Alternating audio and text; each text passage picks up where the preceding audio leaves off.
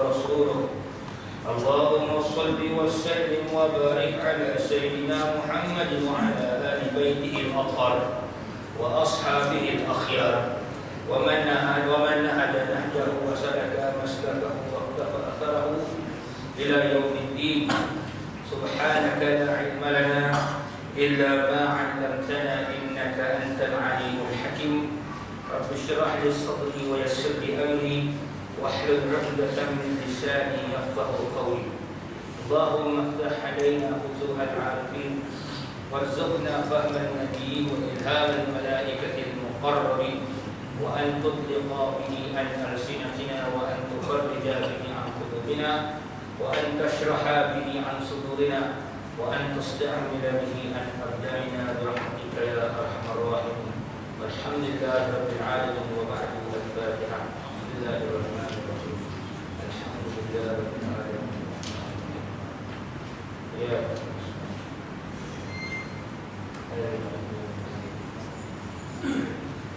Hari ini disambung lagi surah Al-A'la yang mana huraian pada bulan lepas tentang kata-kata Abu Dzar Al-Ghifari radhiyallahu anhu. Kata Abu Dzar lagi, aku bertanya lagi, wahai Rasulullah, apakah yang terkandung dalam suhuf Musa? Sabdanya kesemuanya adalah pengajaran.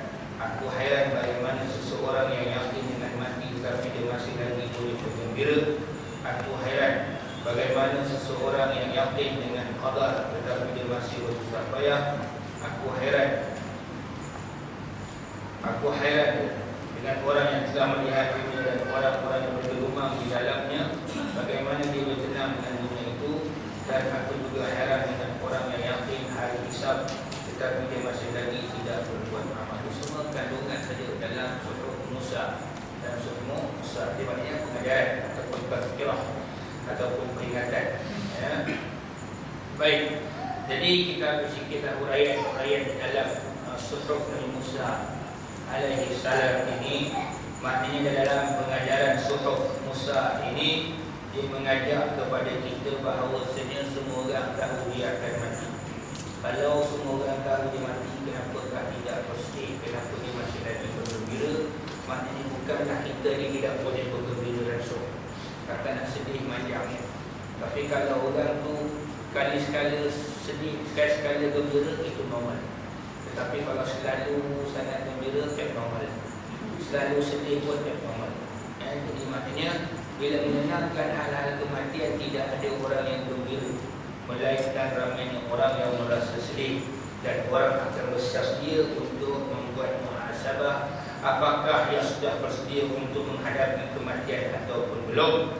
Dan kemudian di dalam suhuf Musa itu lagi menyatakan, kalau kita sudah tahu qadar Allah, ketetapan Allah di Lauh Mahfuz sejak azali, sejak qidam, sejak dulu, sejak awal sebelum dijadikan alam ini, langit dan dunia ini, mengapa kita sebagai manusia masih lagi tidak yakin dengan janji-janji Allah Subhanahu wa taala? Masih lagi susah payah mencari dunia itu, sedangkan kita lupa bahawa sejak Allah sudah menetapkan, maka bersyukur dan juga berpada dengan apa yang dipunyakan pada Allah Azza wa Jalla. Dan kemudian dia kata, orang boleh selesa bergelumang dengan dunia, tenang dengan dunia, sedangkan dunia itu penipu. Dunia itu penipu. Wa mal hayatud dunya illa mata'ul ghurur. Ini sama dengan firman Allah dalam surah Al-Imran. Kesenangan dunia itu hanyalah gaya sahaja. Dan begitulah hari hisab. Semua yakin bahawasanya adanya hari hisab. Sebagaimana kita baca surah Al-Fatihah, Yaumuddin, hari hisab, tapi masih lagi orang tidak berbuat amal. Baik. Dan berkata Abu Dzar lagi, aku bertanya lagi, wahai Rasulullah, adakah terdapat pada kita pegangan yang ada dalam tangan Nabi Ibrahim dan Musa daripada apa yang diturunkan Allah kepadamu? Maka jawab Nabi SAW, yang bacalah wahai Abu Dzar, firman Allah, qad aflaha man tazakka wa dzakara isma rabbih shalla bal tu'thiruna al-hayata ad-dunya wal akhiratu khairun wa abqa inna hadza la fi suhufil ula suhufi Ibrahim wa Musa.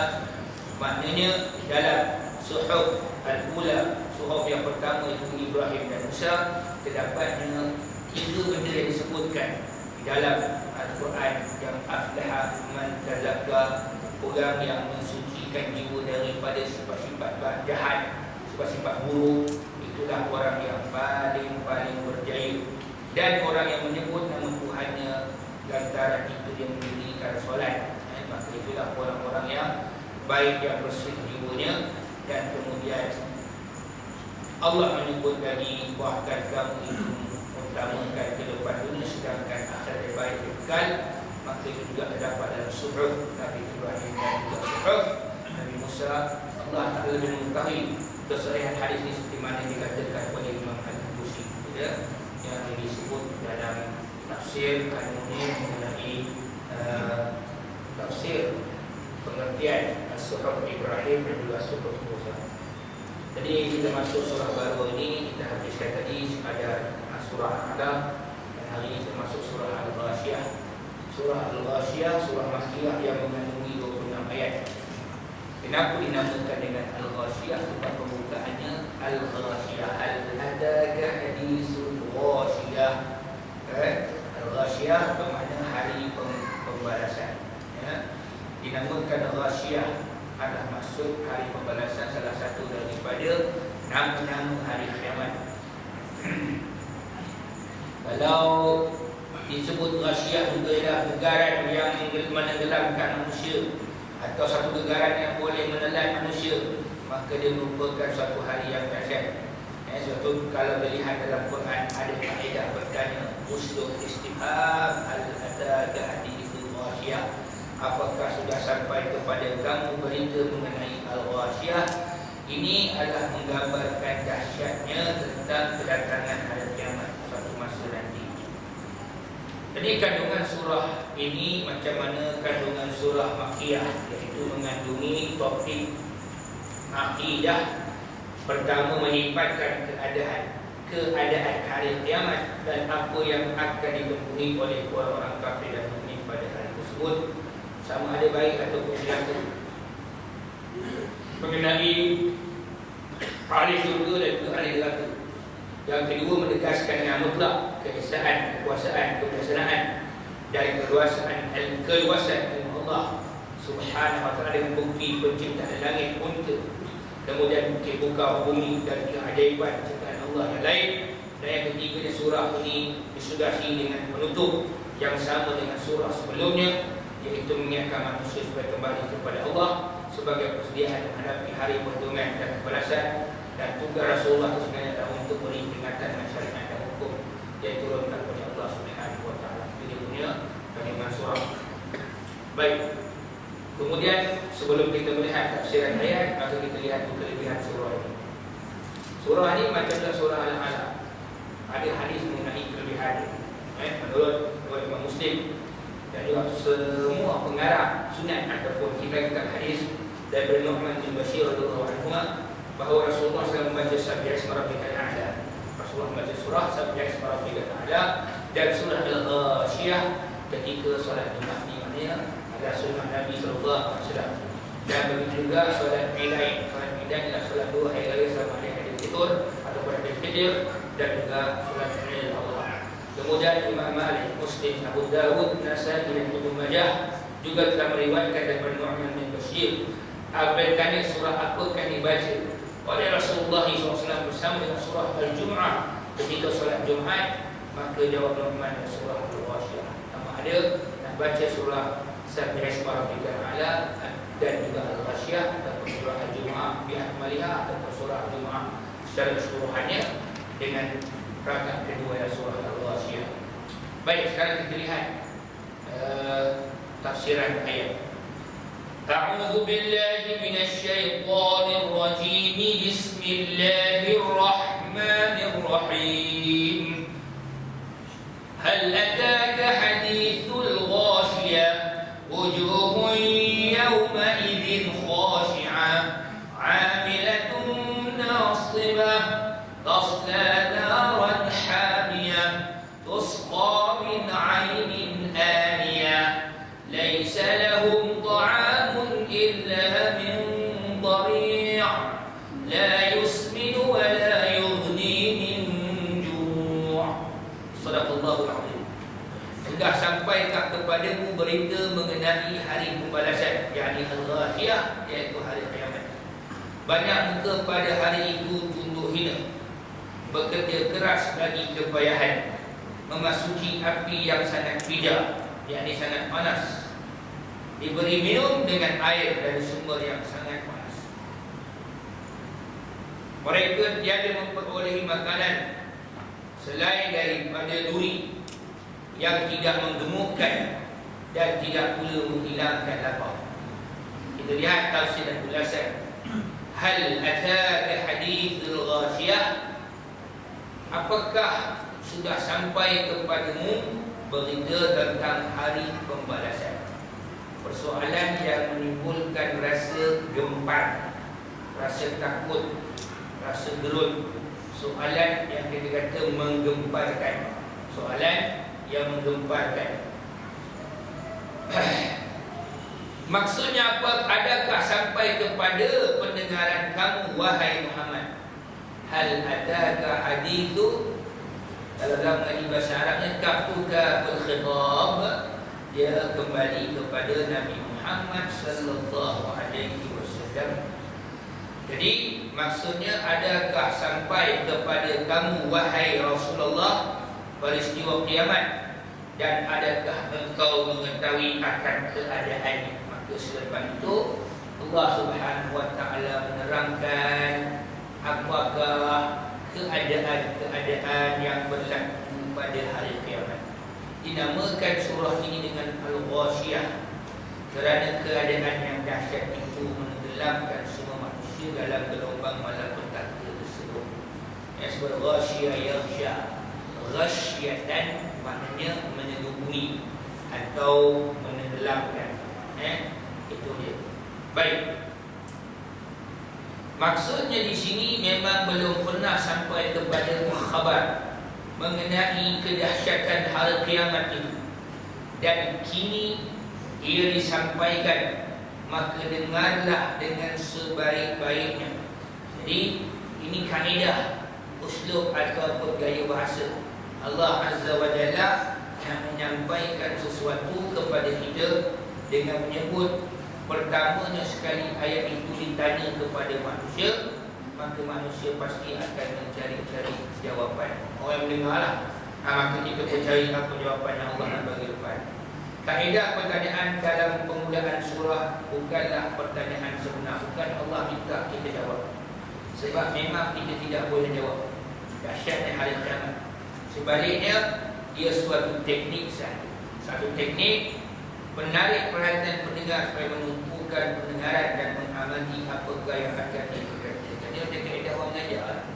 Orang mengajar dia ada tanya, kadang-kadang dia tanya bukan nak minta dia punya student dia nak jawab, tapi cuma sebab nak kata dia tiba lafzul tiba, mana nak menarik perhatian apa yang disampaikan, yang itu suatu benda yang penting, satu benda yang mustahil. Ya, baik. Maknanya sesungguhnya telah datang kepada engkau, wahai Muhammad, peristiwa hari kiamat itu. Maksudnya itu bukannya suatu uslub yang dipanggil untuk menanya supaya manusia menjawab, tapi nak beritahulah suatu statement kenyataan telah sampai kepada engkau ya Muhammad berita mengenai hari kiamat. Jadi orang-orang kafir Quraisy tidak boleh meragui tentang kesahihan berita hari kiamat, sebab telah disampaikan kepada baginda sallallahu alaihi wasallam. Baginda itu adalah insan yang lebih mengetahui daripada kita mengenai kedatangan hari kiamat itu, dan mengetahuinya secara terperinci, dan itu merupakan wahyu daripada Allah Azza wa Jalla, dan Allah Ta'ala memberitahunya secara detail, maka disampaikan kepada kita. Wajib kita beriman bahawanya Nabi itu Muhammad itu Rasul, utusan daripada Allah Azza wa Jalla, dan segera disampaikan kepada yang itu adalah benar dan bukan bohong dan merupakan wahyu daripada Allah. Surah ini seterusnya menyebut keadaan manusia pada hari itu dan pembahagian mereka kepada dua kumpulan. Satu kumpulan dipanggil orang yang celaka, satu kumpulan lagi dipanggil orang-orang yang berbahagia. Di mana-mana kita pasal kiamat, cerita betul-betul lah dua kumpulan. Kumpulan tengah-tengah tadi, aku tak mana-mana tadi hari akhirat besok. Aku tak mana-mana Ustaz. Aku golongan celaka dah, berbahagia tidak, merah tidak, hijau tidak. Tak boleh kata itu hari kiamat. Tak ada tengah-tengah. Jadi maknanya kalau kiamat ada tengah-tengah, dunia tak ada tengah lah. Itulah. Sama ada dulu kerja kita. Sama ada pasal kita dah ditulis takdir kita itu. Sama ada kita besok ahli syurga atau ahli neraka. Dia tak ada ahli tengah-tengah. Tak ada ahli tengah-tengah berkecuali aku tak mana-mana, syurga sejak, neraka sejak. Itu tak ada.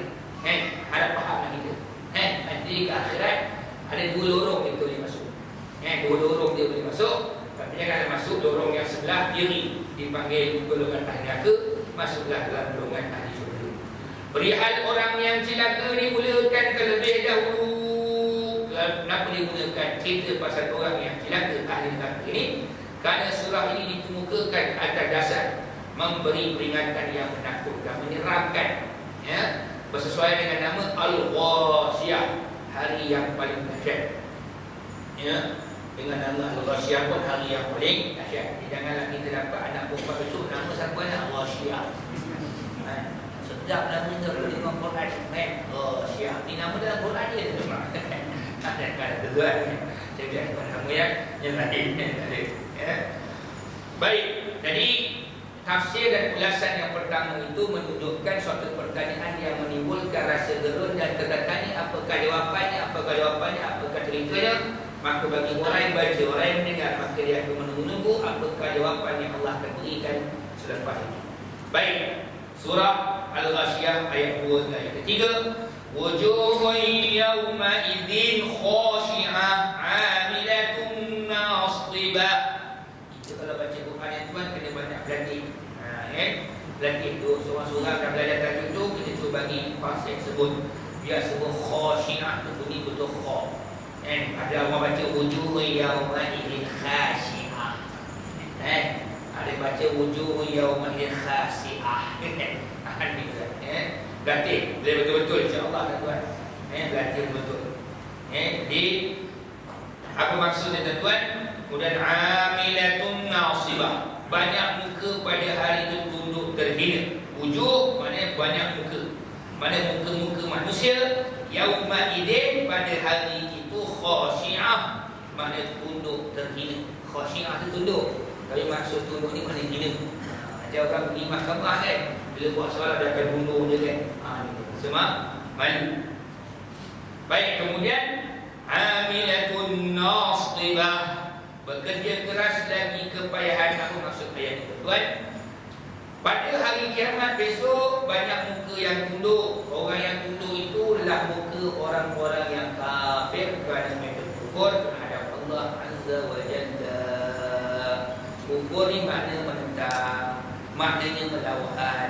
Orang Islam tak boleh menentang, tak boleh melawan. Kalau orang Islam menentang, melawan, serupalah macam orang kafir. Jangan kita melawan dan menentang. Orang Islam ni tugas dia sami'na wa ata'na. Itu saja. Maka lil mu'minin wa la mu'minatin idza qala Allah wa rasuluhu amran ay yakuna lahumul khiyaratu min amrihim. Kalau orang beriman itu bila Allah Rasul putuskan hukum, semuanya tunduk patuh, tidak ada buat pilihan-pilihan yang tak ada dah. Kalau kata hukum Islam tu bodoh lah. Jangan nak kata kita agama yang hukum yang tidak adil. Nanti orang Islam potong tangan orang Islam beratakan, orang kafir tangan. Kau siapa? Ini hukum Allah. Dan hukum Allah memang adil. Seolah-olah dia kata hukum Allah tu tak adil. Ini susah kita dengan dia kata. Tapi kita ulama-ulama lain tu duduk diam ni. Itu betul kan ni? Sesat kawan sampai mati besok. Nak sibuk kapal si. Orang tu bukan Islam. Kalau menentang tak elak yang kita elak, orang Islam yang sedap. Kata dia kesedih, memang kesedih sebab Malaysia hilang 2 kapal. Satu kawan terbang tu kapal sin. Dia sebut, dia sibuk kapal sin. Orang tu tikai kan sebab kata tikai kan perlembagaan, bukan undang-undang Islam sendiri. Sebab tu dalam DMP tentu pertama cakap seperti orang yang faham. Dia tikai kan perlembagaan. Perlembagaan tu bertukar lu boleh. So siapa yang pegang perlembagaan, siapa yang memerintah? Yang memerintah kerajaan sekarang. Dia tu yang kena buat. Siapa dia yang kena buat? Orang Islam yang ada. Tapi bagi kita tak faham. Tapi bila ada orang Melayu apa komen mengenai Islam, semua ulama dia. Nampak? Tak cakap, beritahu salah. Kan? Jadi faham Islam wasatiyah ni bahaya tu. Wasatiyah ni dia memang ada kata pertengahan, memang dalam Islam ada wasatiyah. Tapi dia bertikai kali apakah dengan tidak menjalankan benda Islam, negara yang tidak Islam? Tanya dia balik, apa yang Allah sebut dalam surah Al-Baqarah ayat 104? Ya ayyuhalladzina amanu dukhulu fi silmi kaffah wa la tattabi'u khutuwatis syaitan innahu lakum aduwwun mubin. Berapa? 208. Hai orang-orang yang beriman, masuklah kamu dalam Islam itu keseluruhannya dan janganlah kamu ikut jalan ke syaitan, kerana syaitan itu musuh kamu yang nyata. Tapi kalau kita ikut separuh dan kita mendahului, itulah wasatiyah, namanya wasatiyah syaitaniyah. Sebab Allah kata masuk Islam keseluruhannya, kan? Tapi jangan ikut jalan ke syaitan. Mana syaitan itu diikut separuh. Nampak? Ada kena ikut semua. Kita ada ibadat, kita ada muamalah, munakahat, jinayat. Empat perkara mesti Islam. Macam mana pula kita beribadat? Itu Islam. Munakahat, itu Islam. Muamalah, bawa separuh, jinayat, langsung bilang. Nampak? Jadi maknanya kita masuk separuh. Siapa yang dapat separuh ni? Syaitan. Maka dinamakan wasatiyah syaitaniyah. Sedangkan wasatiyah itulah khairiyah, adil, baik. Khairiyah di rumah, apa dia Quran kata? Quran kata kuntum khaira ummatin ukhrijat lin-nas ta'muruna bil ma'ruf wa tanhauna 'anil munkar wa tu'minuna billah. Umat tu baik, tiga perkara dia buat: ajak yang baik, amar ma'ruf, cegah yang munkar. Bukan diajak yang baik, ajak yang munkar. Itu bukan. Itu wasatiyah syaitaniyah. Jadi buat yang baik, ajak yang baik, cegah yang munkar. Yang ketiga yang beriman kepada Allah, barulah betul-betul mencapai makna khairiyah. Itulah wasatiyah. Tapi kalau tidak, jadilah dia wasatiyah juga. Dia wasatiyah syaitaniyah. Yang menyokong tu bukan tok syaitan kan? Itu bukan itu syaitan. Sebab itu orang-orang yang kafir yang tidak patuh pada perintah Allah, yang lawan Allah Ta'ala ini, besok ke akhirat esok, walaupun dekat dunia tu dia munafik, masih lagi orang anggap kulit Islam, walaupun batinnya kufur, sejak dia masuk dalam barzakh ketika selepas dia mati, sampailah pada hari akhirat mereka sudah dihitung sebagai orang-orang yang kafir. Termasuk juga di mana pada hari kiamat mereka tunduk kerana azab siksaannya. Perbuatan tunduk dan hina itu disebabkan kepada wajah, kerana pada kebiasaannya kesan kedua-duanya itu terzahir di wajahnya. Maknanya kalau orang gembira, kita nampak di mukanya ceria. Kalau orang yang sedih, nampak di mukanya sedih. Maka Allah sebut muka. Kenapa tuan-tuan? Kenapa muka mereka hina? Kerana mereka rasa malu, rasa sedih. Mereka bakal masuk dalam api neraka. Sedihlah. Akhirat dia muka yang sedih. Betullah kita tuan dekat dunia dia dah muka ceria. Dia muka je muka yang neraka tu. Sedih. Dia dah ceria. Baik. Kemudian lagi, perumpamaan yang sama dapat dilihat dalam firman Allah Subhanahu wa taala dalam surah As-Sajdah ayat yang ke-12.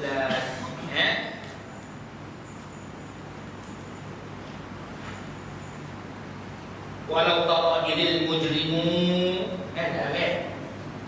nakisu rusim dan alatkan dirinya jika sekiranya kamu melihat ketika orang berdosa itu menundukkan kepala di hadapan Tuhan, nakisin rusim, mana mereka itu tundukkan wajah atau kepala mereka, itu maknanya hina. Itu sejadah.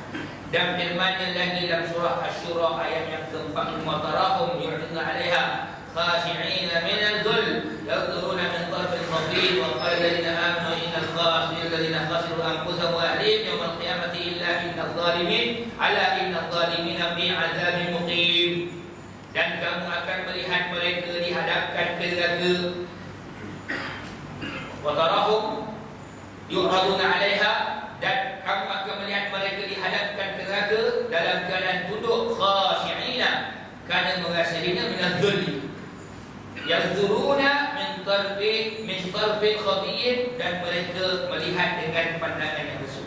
Itu ayat dalam surah Asy-Syura ayat 5. Maknanya di dalam ayat yang kedua ini ditafsirkan dengan maksud hina itu pada kedua ayat dalam surah As-Sajdah ayat 12 dan Asy-Syura ayat 5. Maknanya ada persamaan maksud. Sebab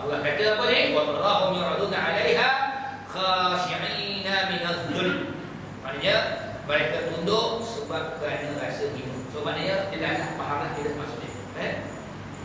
Baik, ahli neraka disebutkan di atas ketika di dunia banyak melakukan ibadat. Ahli neraka itu dekat dunia tu banyak melakukan ibadat sehingga mereka rasa letih dengan ibadat tersebut. Namun begitu tidak ada balasan pahala untuk mereka sebab kerana kufur dan sesat mereka. Ya Allah. Maknanya orang murtad ni. Orang kafir tu hal. Orang murtad. Baik, kita ambil tu pertama orang kafir. Orang kafir daripada lahir kan, apa ibadat dia tidak buat. Kalau kita tengok, dia memang nak semana kita, memang nak puasa kita. Tapi kalau pada dulu, kita dah kan buat. Keluarkan cek tulis, berapa mahu, buat dah. Boleh bagi kan, tokek-tokek balak, kalau sekolah buat, tu cek tu dia akan bisa lepas dia bagi. Nah, nampak, dia bagi dahsyat tuan bagi. Maknanya dia buat pernah lelah ibadat tu, dia bagi sedekah banyak, tapi tetap juga masuk ke. Orang murtad sama juga. Kalau kita orang Islam kita ni menghina Islam, memperlekehkan agama, menghina, memperkecilkan sunnah Nabi SAW, dia beribadat banyak-banyak tapi lesu sendiri ibadat tak ada guna tuan. Wa qadimna ila ma 'amilu min 'amalin wa ja'alnahu haba'an manthura. Amal ibadah yang dibuat besok akhirnya depan Allah Taala itu menjadi debu yang berterbangan. Tak ada apa. Sesia dia tuan. Orang murtad ni buat amal ibadah.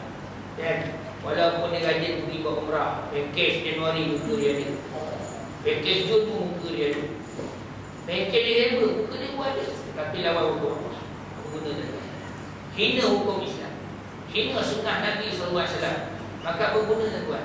Kalau lambat buat masjid dia buat dia tuan. Apa tak? Kalau boleh nak dimukilkan nama dia setiap batu tu nama dia saja. Ni masjid ni aku punya, aku yang buat. Nampak tak? Ya. Kalau ada tosya hantar tuan, tak kisah daripada mana pun dia tolongkan dia kan. Tapi ke akhirat besok tak ada apa. Sebab apa? Dia menghina agama Allah SWT. Syaitan ni tuan, kalau kita baca kitab Talbis Iblis, Ibn Qayyim Al-Jauziyah. Iblis ni tuan, dia ada peranan dia. Peranan dia tuan, dia itulah peranan untuk menipu orang. Walaupun dia suruh buat baik. Dalam kitab Talbis Iblis, sebab Talbis Iblis ataupun Iblis membeli golongan pemimpin. Pemimpin ni boleh buat salah, maka Iblis kata senang je, kau jumpa ulama, kau minta ulama baca doa. Jadi orang pun nampak berapa dah dia tu nak doa-doa ni. Tapi kali ni Iblis tak lain pula, dia tak kata doa je, so baca qasidah sekali. Ada akan selawat. Itulah perumpamaan je lah, persamaan. Satu hari dia tuan, seorang ulama namanya Malik bin Dinar, gelar dia Abu Yahya. Jadi sebuah kapal dagang tak boleh masuk sebab dia katakan dia tidak bayar cukai. Maka dia kata apalah, tokek kapal kata aku jumpa Malik dia nak Tok Syekh. Tok Syekh, tolong settlekan hal kami ni, kapal kami ni katakan tak bayar cukai. Kami nak masuk nak berdagang ni tapi tak boleh, kita hadir custom. Baik, pergi bagi Tok Syekh ni, Abu Yahya ataupun Malik bin Dinar. Malik dah sampai-sampai dia tuan, maka tukang putih cukai tu dia pun kata ahlan wa sahlan wa marhaban bikum ya Syekh, ya Abu Yahya. Ada masalah sama datang wahai Syekh Abu Yahya. Tolong doa-doakan kami. Depan itu ada kantong duit tu, duit cukai. Kata Malik bin Dinar apa kata? Kau minta lah kantong tu doa aku. Kau minta duit tu doa aku. Jadi kalau lah seorang ulama tadi tu tuan masuk pasal bos bulan. Ini ulama yang tidak beradab, tidak bersopan tu pula mufti polis keluarkan kenyataan. Itu turun sikit kedah. Dan nah, kisah ni dia kalau bukti komplain kan. Apa kata Malik bin Dinar? Kalau 1000 orang mendoakan laknat untuk kau, kata aku seorang doa rahmat. Kalau 1000 orang mendoakan laknat untuk kau sebab kau pemerintah yang zalim, bekerja dengan pemerintah yang zalim, kau minta aku doakan rahmat untuk kamu, sedangkan aku seorang yang doa, tapi 1000 yang melaknat kau. Apa guna? Nampak? Ini Iblis yang kerja. Iblis yang kerja tu dia. Maka sebab itu kita jangan cari laknat Allah Subhanahu. Jangan cari laknat Allah Subhanahu dengan melakukan kejahatan, kemungkaran, kezaliman, termasuk tadi kekufuran. Sebabnya besok letih kita amal ibadat. Sampai besok ke hari akhirat habis, tak guna segala amal ibadat itu. Sama juga orang rajin beramal ibadah tapi melakukan syirik kepada Allah Subhanahu wa taala. Percaya pada tangkal, bohong, gaji bohong. Ini sama. Cahaya pada raja, bohong. Lagi apa? Bawang ni raja.